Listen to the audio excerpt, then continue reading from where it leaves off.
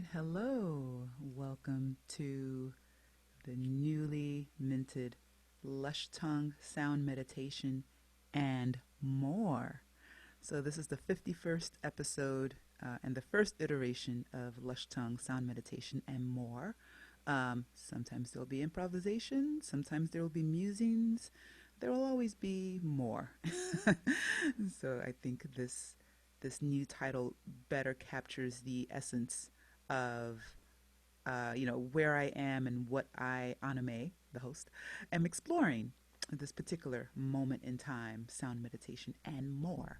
So let's start with a sound meditation, specifically Om, which you can chant along with me in unison or in harmony, or you can improvise with it. Here we go.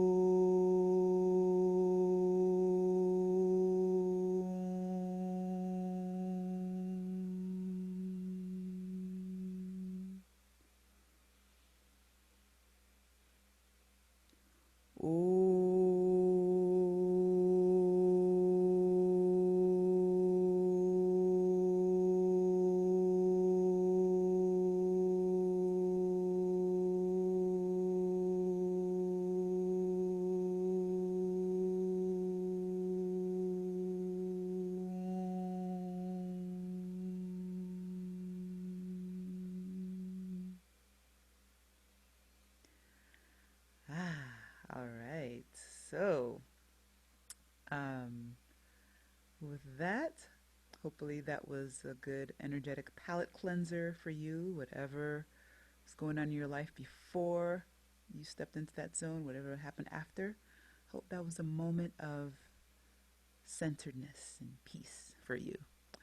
Um, so let's jump in with mentioning all the different kinds of ways that we can exchange energy with each other. So one is by making a financial contribution, which you can do through Venmo, Cashapp, or PayPal.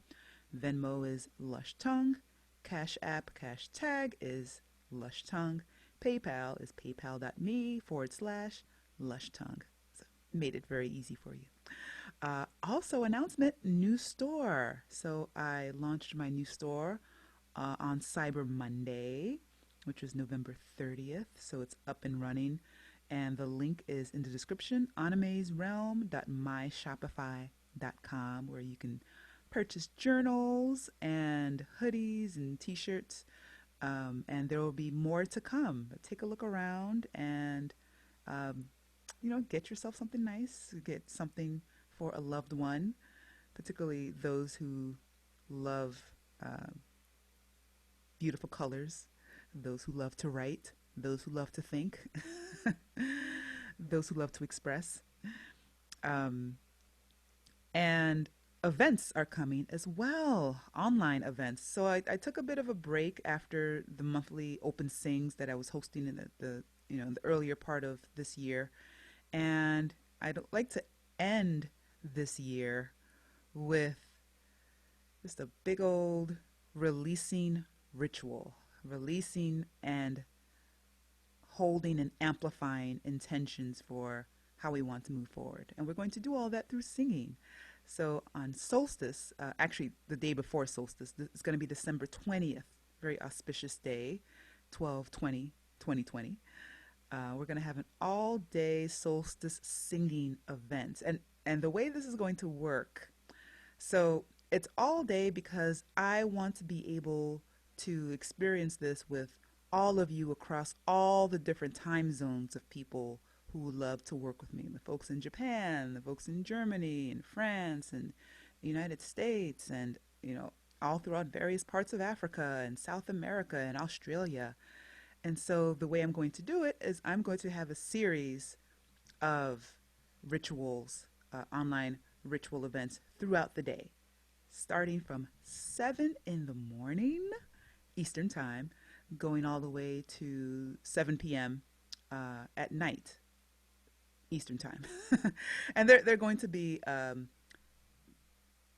divided up in different sequences. So you can choose to enroll in one, you can choose to enroll in more than one. And all that information will be in my newsletter, which you can sign up for with the link in the description. So everything's in the links in the description. A lot of juicy info there for you. Also, my ensemble Moving Star, we're gearing up to have an online concert, an end of year online concert. So for those of you who joined us for our earlier concerts this year, it's not only an amazing aural and spiritual experience, it's also quite a technical feat to pull off online. With us being scattered across sea and sky and land, and being able to come together and sing together in real time. It's quite a treat. So stay tuned for more information about both of those events. The online concert, it should be happening Sunday, December 27th. So those 2 Sundays. December 20th is the Soulstice Singing, all-day Soulstice Singing, and then the 27th is the concert. All right.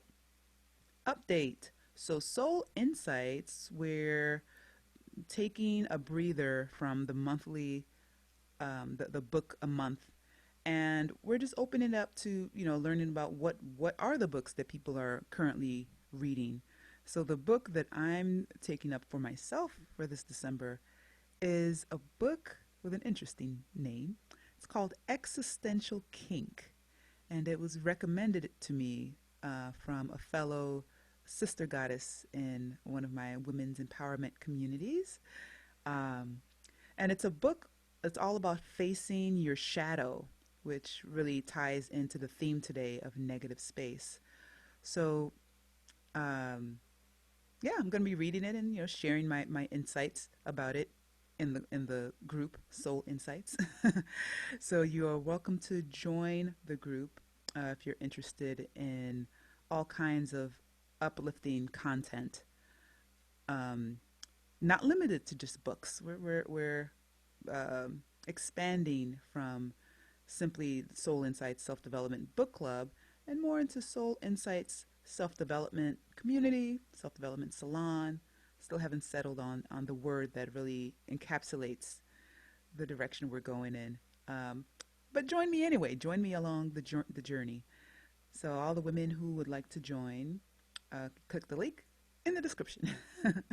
Okay, so now this brings us into negative space. So I saw this really cool image in my news feed the other day. So let me show it to you. Okay, so it's that time of year, it's the holiday season, and so it's expected to see all kinds of beautiful imagery and creativity in how people put together their Christmas decorations. So I saw this image. I don't know who to attribute it to, so if you know who created this, what amazing artist created this, please let me know so I can put it in the chat. But this amazing use of negative space. So you see the implication of the tree implied by the shape of all these Christmas ornaments that are hanging from, looks like some kind of like platform on the ceiling. And I'm just so taken by that. And that led me down this rabbit hole of thinking about the idea of negative space, which is a term that's often used in visual art precisely for images like this, where typically the subject that is foregrounded, in this case a tree, is made invisible, but its presence is implied by everything around it. And I think that is such a powerful metaphor for a lot of things. Take your pick. I'm going to go with how it relates to our unmet needs or unmet desires, since that's, that's the road it led me down. And I found some other images, that I'm very familiar with, and maybe some of you would be familiar with it as well. Let's see if I can do it this way. Or better yet, let me just stop the share and open up another image. So I'm going to show a few more images and then bring in the metaphor some more. So unmet needs, unmet desires, and also perceptual shifts. Like negative space is all about seeing things in a new way.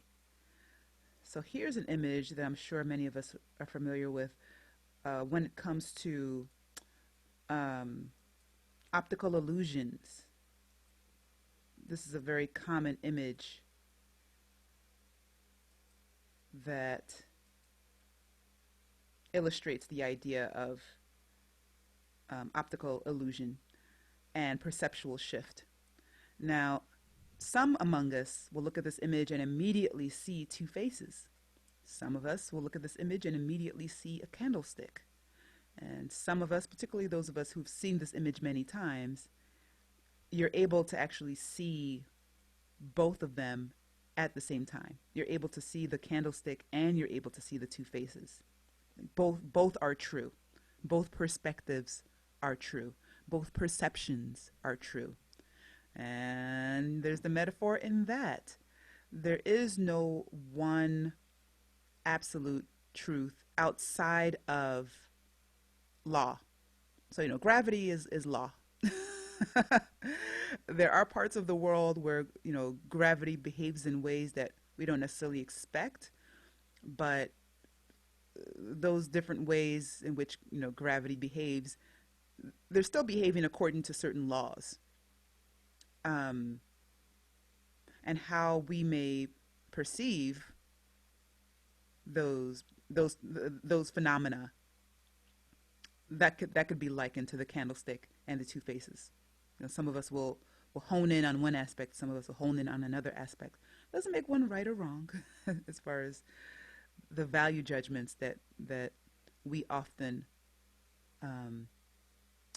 entangle with our perceptions. Sometimes things are both. Sometimes things are multiple things. All the things can be true at once. And I think this image is a great illustration of that. And now I'm going to pull up one last image. And this is a sculpture that I saw years ago that always stayed with me. And it is an image that represents the experience of the immigrant, like the person who leaves something behind on their way to somewhere new, and the feelings that are conjured by that. So this is a sculpture made by a guy named Bruno Catalano, and it's called Missing Pieces. And there's a word that he uses to encompass the feeling that is evoked by this image.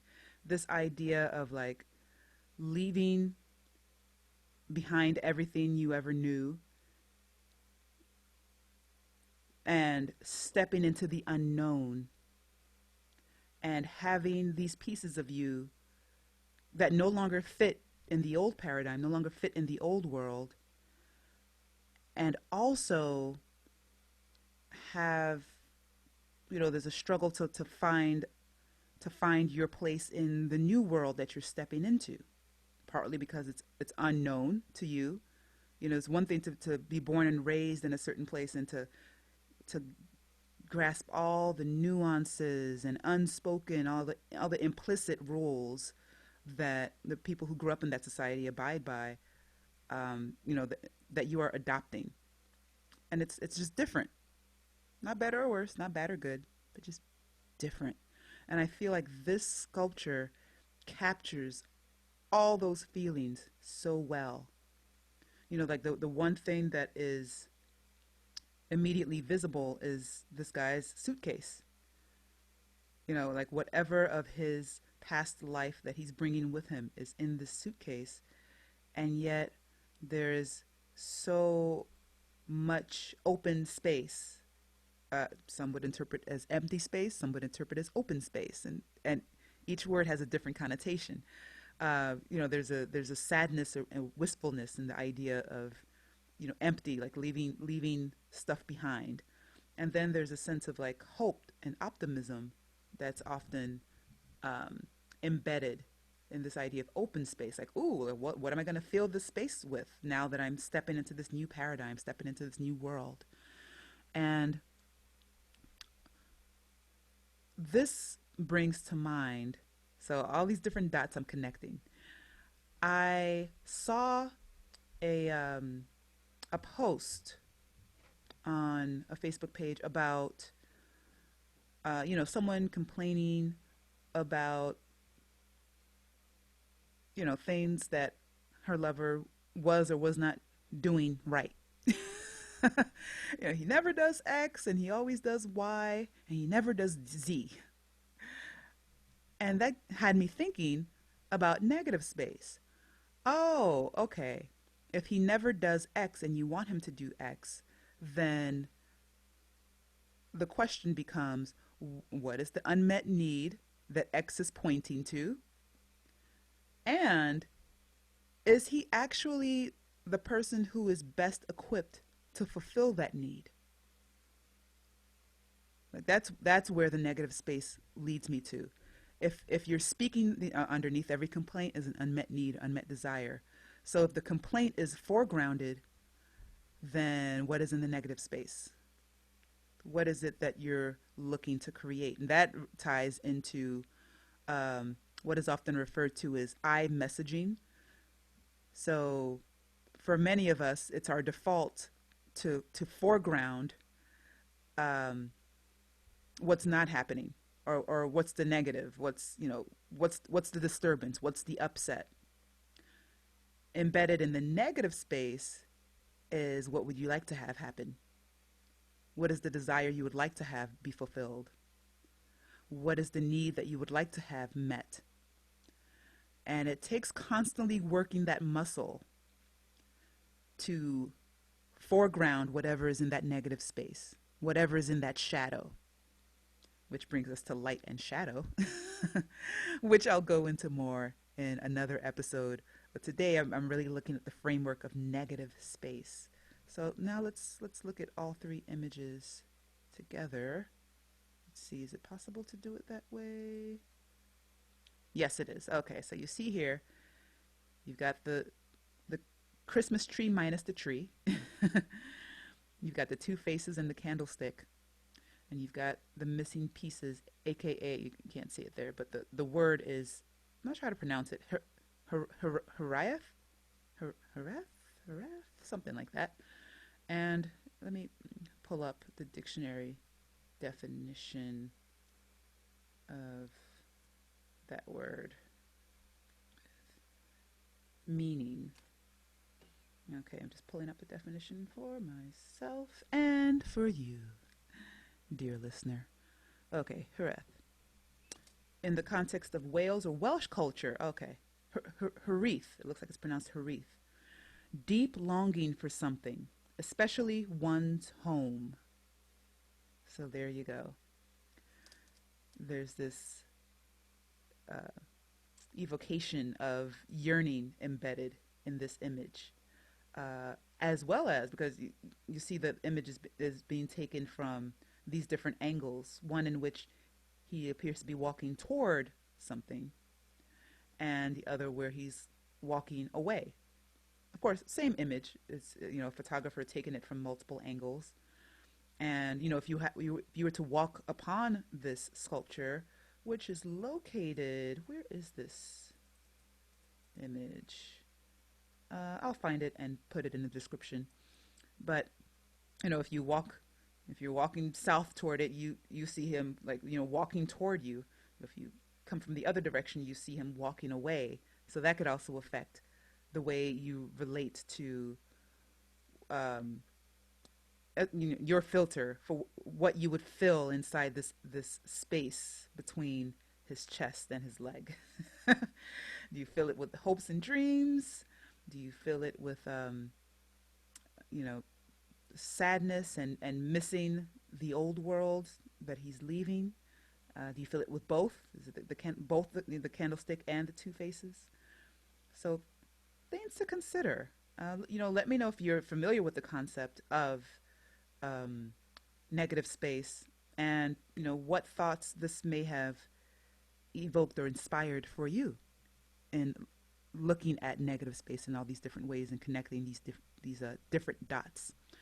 And so with that, I think my only other announcement is Out School for the kids. We've got Christmas karaoke, several different sessions to choose from. It'll be a one-time event that I'll be holding multiple times throughout the month of December. So sign up your young ones to join. It's going to be a lot of fun.